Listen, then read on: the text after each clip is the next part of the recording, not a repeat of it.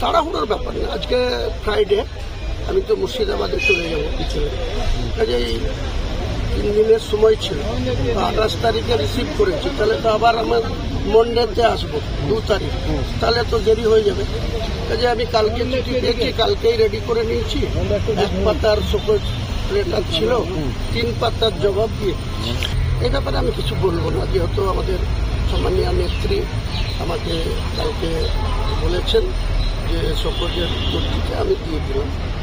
দিনে আমি মানুষকে নিয়ে আন্দোলন করব। মুর্শিদাবাদ থেকে আমার এটাই আন্দোলন হবে যে গ্রামীণ এলাকার মানুষ আমরা, মুর্শিদাবাদের গ্রামীণ এলাকার কৃষক পরিবারের ছেলে, তারা কোনো কথা বললে তাদের ক্ষেত্রে ডিসিপ্লিনারি কমিটির অ্যাকশন হবে।